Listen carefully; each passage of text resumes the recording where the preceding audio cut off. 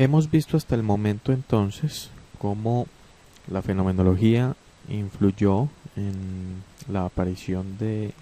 la cognición, la aparición de la psicología cognitiva y la manera como el positivismo influyó en el surgimiento de la psicología experimental y de la psicología comportamental. Históricamente es apropiado hacer un paralelo histórico que nos permita dilucidar en qué momentos van apareciendo estas dos corrientes de la psicología. En este gráfico podemos apreciar una línea de tiempo que se encuentra en la mitad, ubicada básicamente desde la década del 50 del siglo XX hasta el año 2000. Ahí nos aparece un poquito descuadrado en la presentación el último cero, pero es el año 2000. Y obviamente antes de eso y después de esto pues hubo unas influencias históricas que llevaron a la creación y que han desarrollado los dos sistemas psicológicos, lo comportamental y lo cognitivo. La teoría comportamental surge incluso a finales del siglo XIX, cuando se da la aparición del primer laboratorio experimental. A finales del siglo XIX, con la influencia del positivismo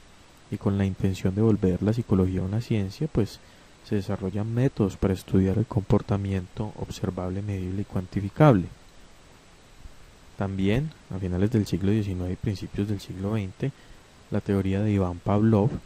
que trataba acerca del estímulo y la respuesta y de cómo se condicionaban las diferentes respuestas a los estímulos, influyó en la aparición de movimientos que dieron origen a la teoría y a la psicología conductual que conocemos actualmente. Sin embargo, en este gráfico la teoría comportamental pues aparece desde finales de los años 40 y en la década del 50 del siglo XX,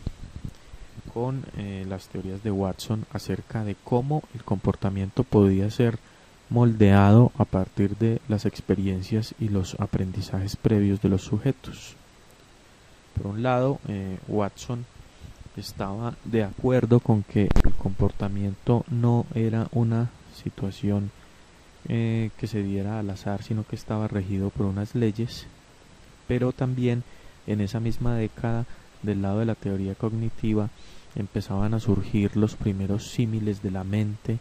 con las computadoras, es decir, cómo crear aparatos que se parecieran o que funcionaran como la mente, pero que a la vez estos aparatos nos ayudaran a dar explicación de cómo era que operaba esta mente. Esto se llamó la metáfora del ordenador, es decir, la manera como podemos entender la mente a partir de las computadoras y cómo construimos computadoras de acuerdo a cómo creemos que funciona la mente. En la década del 60 y del 70 aparece desde el punto de vista de la teoría comportamental un personaje muy importante que fue B.F. Skinner, y quien plantea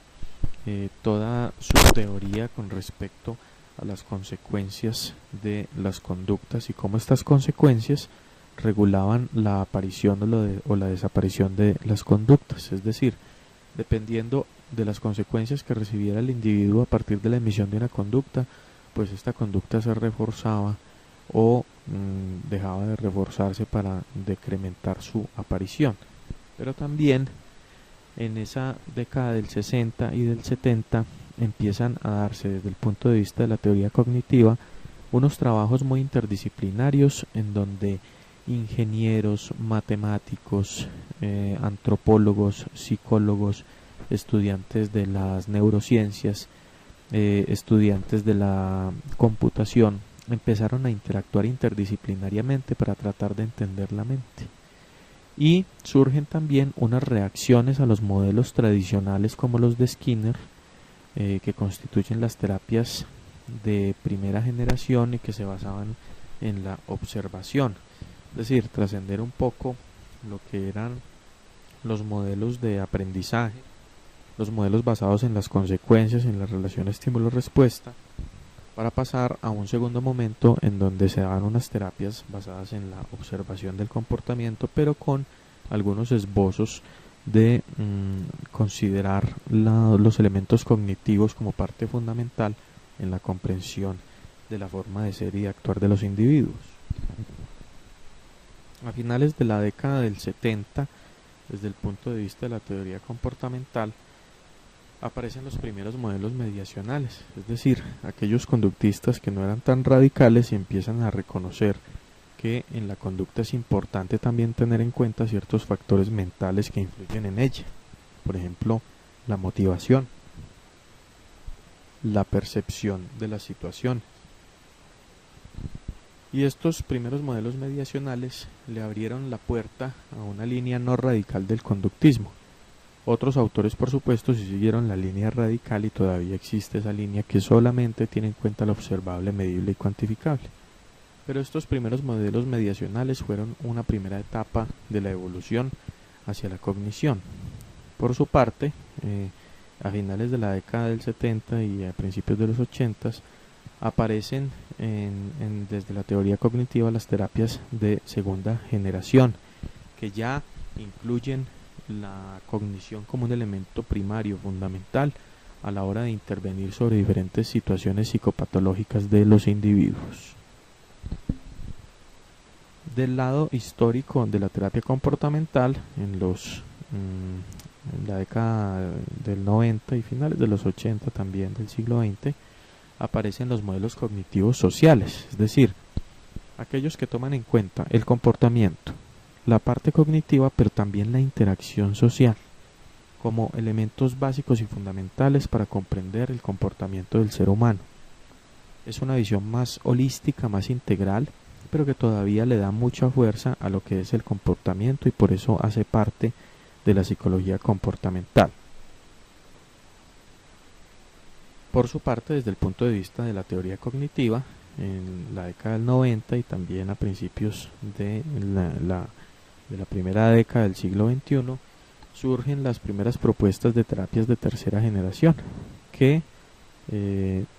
van considerando, aparte de los factores cognitivos, los factores ambientales.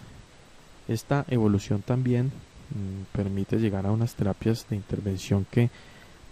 le entregan mucha responsabilidad al individuo en cuanto a su cambio, a comprender su propia dinámica mental y a ejercer los cambios comportamentales, pero mirando también de manera muy integral la manera como el ambiente está influyendo en estos individuos y cómo también las conductas de los individuos permiten cambiar o modificar o influir en el ambiente que lo está rodeando. Podemos concluir que a lo largo de todo este proceso histórico se ve que ha habido una amalgama, ha habido una fusión entre los modelos comportamentales y los modelos netamente cognitivos. Los modelos comportamentales empezaron solamente considerando el comportamiento observable, medible y cuantificable. Los modelos cognitivos, por su parte, empezaron considerando solamente la importancia de lo mental. Pero con el transcurso de los años, ambos fueron teniendo puntos de encuentro y se fueron fusionando, se fueron mezclando para conformar o configurar lo que hoy denominamos la teoría comportamental cognitiva o cognitivo comportamental. Es una fusión muy interesante porque permite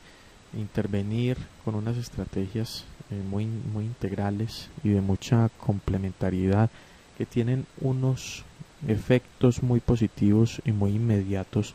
en el cambio del comportamiento.